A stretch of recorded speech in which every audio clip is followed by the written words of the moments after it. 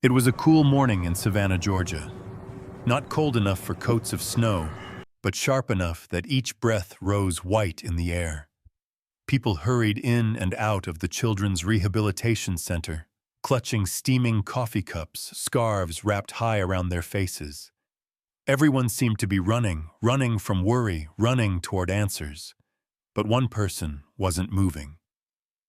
She sat quietly on the hospital's stone steps, her back against a column. Her name was Avery Lane, 27 years old. Her canvas tote lay beside her, and on her knees rested a battered sketchbook. The pages were covered in pencil diagrams, outlines of feet arrows pointing at tendons, little notes scribbled like fragments of prayer. She didn't beg. She didn't hold out her hand. She just nodded when spoken to, smiled when the guard asked her not to block the way. Some thought she was waiting for a ride. Others guessed she was visiting someone inside. No one asked. Not in a place where everyone carried their own heavy story. A black SUV pulled up along the curb, engine still running. Out stepped a man in his 40s. His tie loosened his collar, wrinkled his face pale with sleepless nights. Cole Hartman. He walked to the back seat and gently lifted out his daughter. Lila. 6 years old, curls falling against her cheek wrapped in a pink blanket. Her legs thin and still rested quietly beneath the fabric. Once she had raced barefoot through their backyard, climbing fences and trees. Now, since the accident on the river dock, her lower body was silent. Cole held her like she might shatter, her gaze fixed not on the hospital doors but on the sky. And that was when Avery stood. Her voice was low, even. Not a shout, not a sales pitch. "Sir," she said, "I can help your daughter stand again." Cole froze mid-step. For a second he thought he had misheard. But when he turned, the young woman was standing there, hands buried in the pockets of her worn jacket. Dark hair tied back, eyes steady. "What did you just say?" His voice was sharp, half warning, half exhausted. Avery didn't flinch. "I said I can help your daughter stand again." Cole tightened his grip around Lila. "That's not funny." "I'm not joking," Avery replied, her tone calm, almost too calm. There was no smile on her lips, no flicker of doubt in her eyes, just quiet conviction. He scanned her quickly, second-hand clothes shoes that had lost their color, a canvas bag too old to be fashionable. Probably some scam. Probably someone desperate enough to say anything. Without another word, he turned and carried his daughter inside. But Avery's words followed him like an echo he couldn't shake. During the appointment, doctors repeated the same phrases he had grown to hate. Long road, uncertain progress, manage expectations. Each syllable pressed against him like a weight. He signed the paperwork, nodded when prompted. His body was present, but his mind replayed the sentence from the hospital steps, "I can help your daughter stand again." By early afternoon, Cole carried Lila back outside. The sunlight poured through Spanish moss, but the wind still stung his face. And there she was, Avery on the steps, the same sketchbook closed on her lap now. This time she looked straight at him like she had been waiting. "You again," Cole muttered, trying to sound dismissive. He placed Lila gently in her wheelchair. "Why would you say something like that?" His voice was low, almost dangerous. "You don't know her. You don't know what she's been through." Avery's gaze softened, but her words were firm. "I don't need to know her story to help her body remember how to move." Cole gave a short, bitter laugh. "And you're what, 20-something? No degree, no clinic, sitting on hospital steps with a sketchbook. You think you can do what specialists can't." Avery lowered her eyes for a moment, tracing the edge of her book. "When I was younger, my mother worked as a home nurse. She let me sit in during her sessions. She believed the body doesn't forget even when it seems silent.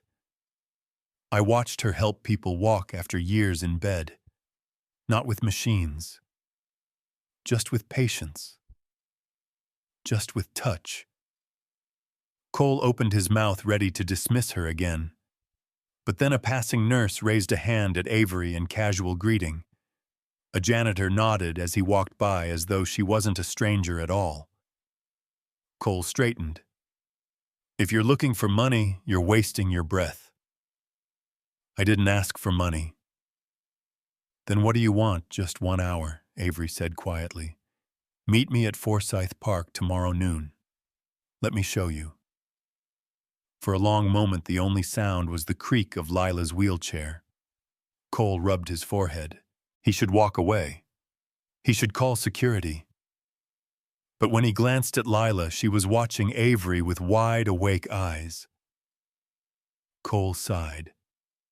Fine. Tomorrow. Noon. Don't be late. Avery nodded once. I won't. He wheeled his daughter away, but in the rearview mirror he couldn't help noticing Avery still standing, still watching, as if she already knew he'd come. Forsyth Park was quiet that Sunday.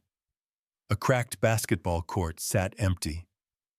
The fountain trickled in the distance and the wide oak trees swayed like guardians. Noon came with a chill in the air. Avery was already there. She sat on a bench near the fountain, a folded towel on the grass beside her, a small canvas bag at her feet. Inside were the simplest of tools, a pair of clean socks, a tennis ball, 2 cloth bags of warmed rice, and a jar of cocoa butter. No machines, no expensive devices. At 12:07, the SUV appeared. Cole stepped out, weary lines etched deeper on his face, and lifted Lila from the back seat. He wheeled her carefully toward the bench. Hi again, Avery said, rising politely. Cole gave a stiff nod. Lila, however, raised her hand in a shy little wave. Hi. Avery smiled. Hi, Lila. Cole frowned. How do you know her name? You said it yesterday, Avery answered simply. I remember details. He pressed his lips together, skeptical, but said nothing more. So he muttered, folding his arms. What now? You going to pull out some magic carpet? Avery ignored the sarcasm. She crouched beside Lila's chair. If it's okay with you, I'd like to work with your legs a little. Nothing painful, nothing forced. And if anything feels strange, just say, stop. Lila looked at her father. Cole exhaled sharply. You can try, but be careful. Avery knelt on the towel, her movements calm and deliberate. She unwrapped the pink blanket from Lila's legs and placed 1 warm rice bag gently across her thighs. Lila flinched slightly. Too hot? Avery asked. Lila shook her head. No, it feels nice, good, Avery said softly. She let the warmth sink in before beginning. Her hands moved carefully, guiding Lila's legs in small rotations side to side, up and down. Not forcing, just reminding. Cole watched closely, ready to step in. You ever done this before? He asked sharply. Avery kept her focus on Lila. My mother used to take me with her when she worked. She said every person deserves to feel human again. I carried her bag, watched her sessions. She taught me that the body doesn't always need fancy equipment. Sometimes it just needs attention. She tapped gently on Lila's knee. Do you feel that? Lila whispered, no. That's okay, Avery said without missing a beat. I'll keep asking. Your body will answer when it's ready. She kept talking with Lila while stretching favorite colors, favorite snacks, cartoons she loved. At first, Lila's answers were short, but soon she was asking Avery questions in return. Do you live around here, sort of? Do you go to school? I used to, Avery admitted quietly. But after my mom got sick, and then passed away, I had to leave. Lila's eyes softened. I'm sorry, thanks. Avery gave her a small smile. For the first time, Cole's rigid posture eased, though he didn't say a word. After 30 minutes, Avery tapped Lila's ankle. Anything now, Lila blinked. Like a little pressure. Cole narrowed his eyes. She sometimes says that during therapy sessions. Yes, Avery said, but in hospitals, kids are surrounded by machines. It can make their bodies tense up. Out here, she gestured to the trees. The open sky, it feels different. Cole didn't respond, but his silence was less hostile. Avery guided Lila through a few more gentle stretches, then leaned back. That's enough for today. Muscles remember. We just have to remind them. Lila smiled, not forced, not faint, but real. Okay. Cole cleared his throat. We're not expecting miracles. I'm not promising any, Avery said. I'm just trying. As Cole packed Lila back into the car, he pulled out his wallet and extended a folded bill. Avery shook her head immediately.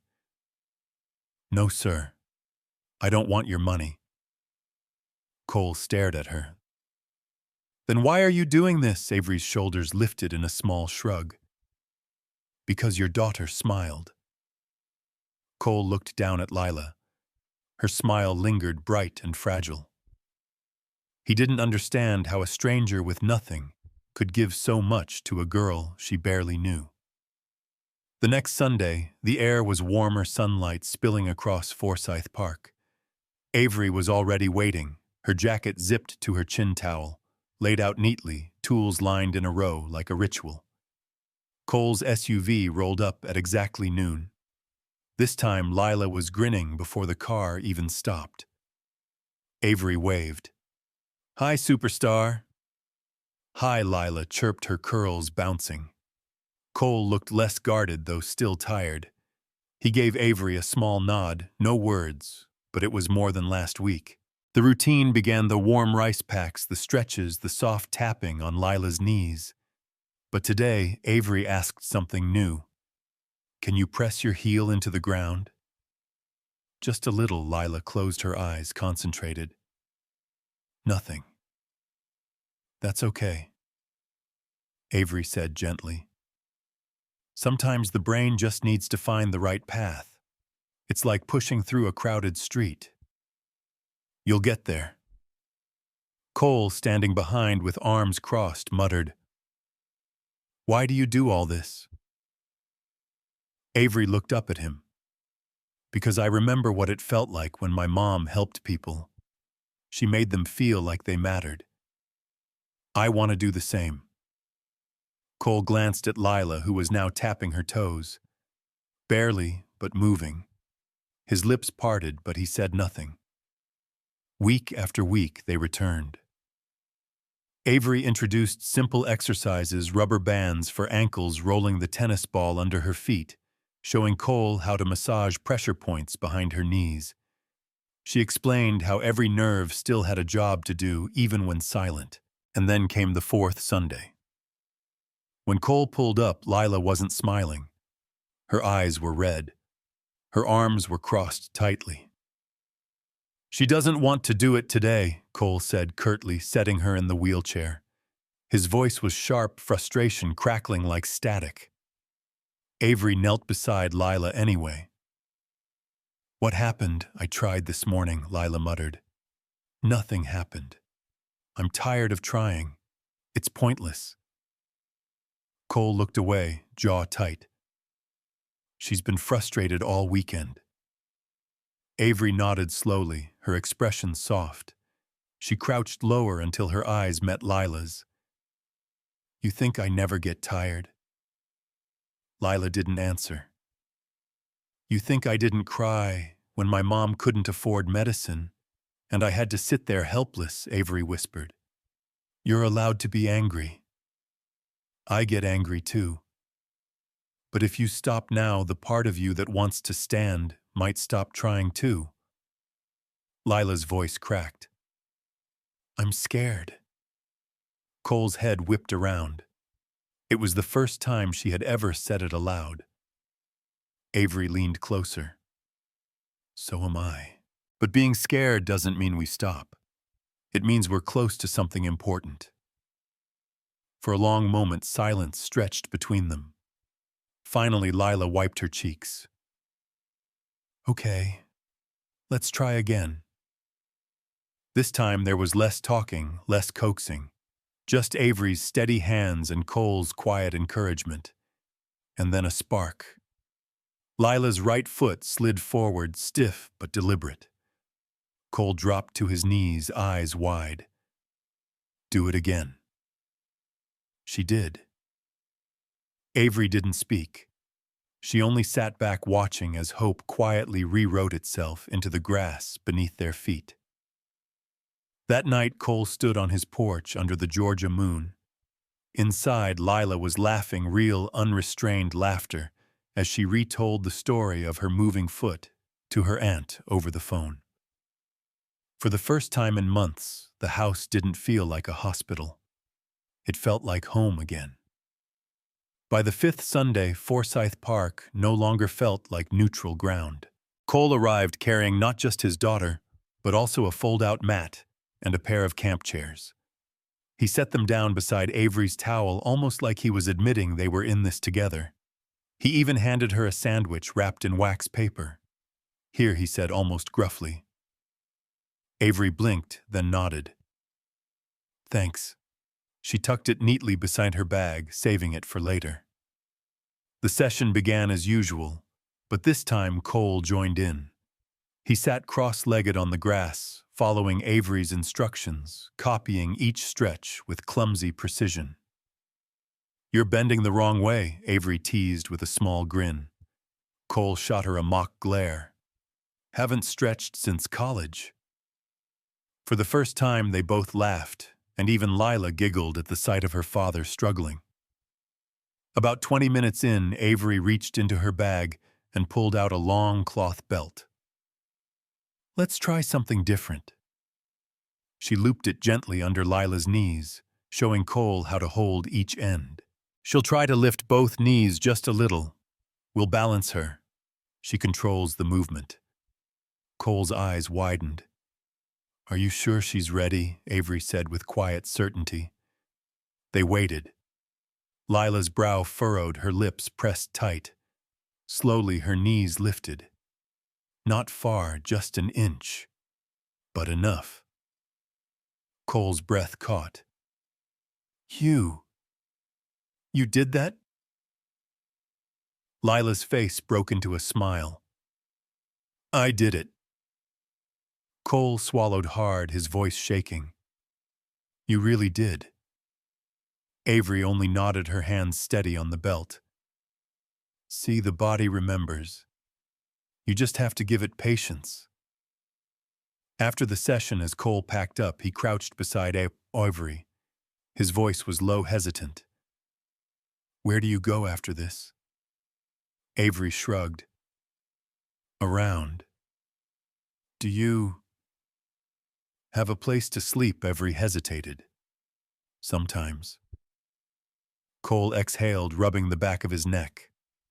Then, almost without thinking, you ever consider staying with us just for a while? We've got a guest room. You wouldn't be in the way. Avery's eyes widened. You're serious? Cole gave a half laugh. After what you've done for my daughter, the neighbors better not say a word. The next morning, Avery appeared at his doorstep, a backpack slung over one shoulder, a rolled blanket under her arm. Cole opened the door in sweatpants, a coffee mug in hand. Right on time, he said, a little surprised. Lila came running, or as close as she could, wheeling quickly down the hallway. Avery. Avery smiled softly. Hey, superstar. Cole stepped aside. Welcome home. The days that followed weren't loud or dramatic. They were quiet in a way that felt new. Avery had her own room now, a soft bed, clean sheets, a small desk by the window.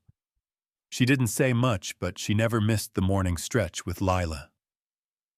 Every dawn, the two of them sat on the living room rug. Lila wiggled her toes, pressed her heels, lifted her knees an inch higher than the week before. She wasn't walking yet, but her body was remembering, piece by piece. One evening, Cole stood at the sink, rinsing plates, while Avery sketched diagrams at the kitchen table. He glanced over his shoulder. "You ever think about going back to school?" Avery looked up, surprised. "Sometimes." "You're smart," Cole said. "You could go far." She tilted her head. "I want to help people walk again, like my mom did." Cole turned to face her fully. "Then let's figure out how to get you there." For a moment, Avery didn't answer, but the corners of her lips lifted into the smallest smile. "Okay." Word began to spread quietly, the way whispers often do. A nurse from the hospital was walking her dog through Forsyth Park one Sunday morning.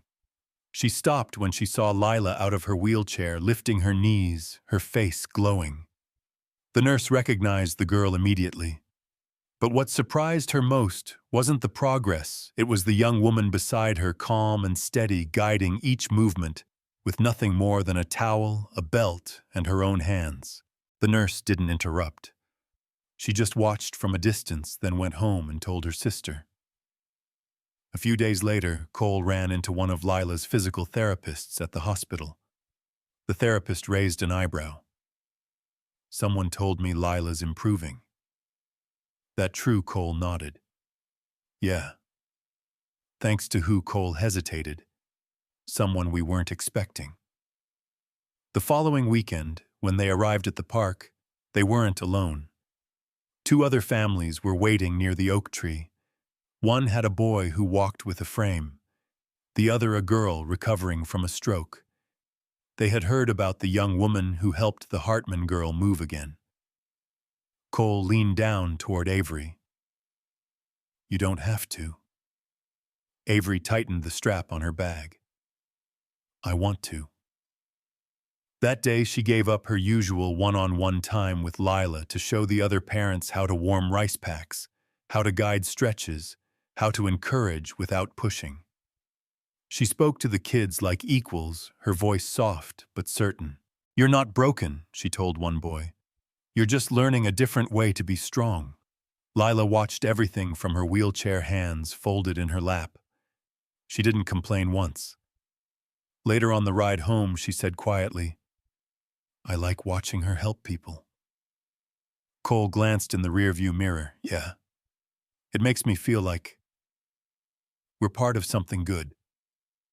For the first time in years, Cole smiled without forcing it. By the next weekend, 5 families were waiting under the oak tree. The week after that, it was 11. A pastor brought folding chairs. A nearby diner started dropping off bagels and coffee. Someone even printed flyers that read "Free Movement Circles, Sundays at noon, Forsyth Park." They didn't print Avery's name, but everyone knew who it was. Cole pulled Avery aside one morning as parents began laying out blankets on the grass. "You okay with this?" Avery looked around at the children wobbling with new effort, at the parents cheering small victories, at Lila laughing with a girl who used a walker. She nodded. "As long as it's not about me. It's about them." Word kept spreading. A local reporter arrived with a notepad and camera. She watched quietly for nearly an hour before approaching Avery. "People are saying you've got a gift," she said. Avery shook her head. "I don't heal anyone. I just remind their bodies how to listen." The reporter's piece ran in the Savannah Post, tucked on the inside pages, "Young Woman Guides." Dozens of children to move again in City Park. No flashy headline, no sensationalism, just a simple story. But simplicity was enough. A doctor from the rehabilitation center read the article, and sought Avery out. "I'd like to mentor you," he offered. "No charge." A nonprofit reached out wanting to supply equipment. Another family offered free tutoring, so Avery could finally finish the certification she had once abandoned. For the first time since her mother passed, Avery wasn't invisible. People didn't just pass her by. They saw her. But she never changed her routine. Every Sunday, she still laid out the same towel, still used the same duct-taped sneakers, still checked in with Lila first, before helping anyone else. Forsyth Park, once quiet, once lonely, was now filled with laughter, effort, and something larger than Avery herself. Yet even as the circle grew, Avery felt a secret weight pressing against her chest. One she had kept buried since the first day she met Cole, and it would not stay hidden forever. It was a Saturday afternoon just before another Sunday session. Avery was folding towels in the living room when Lila wheeled herself in. Her small fingers twisted the hem of her blanket, nervous.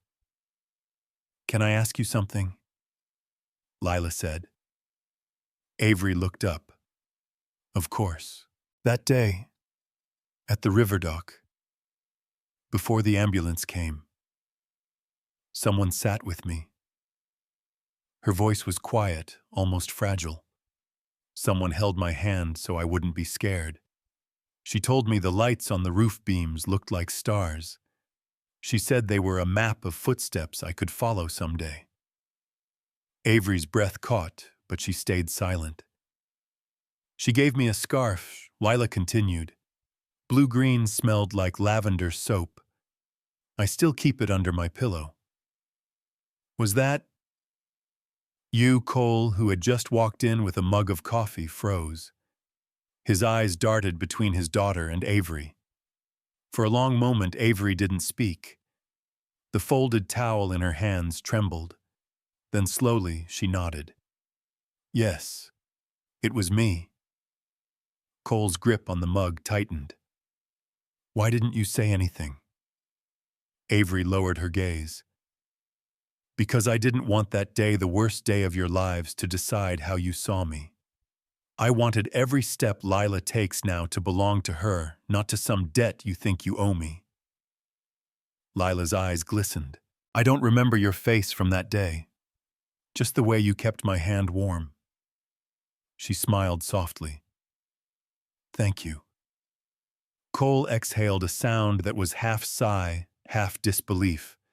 He rubbed his jaw, staring at Avery with something between anger and gratitude.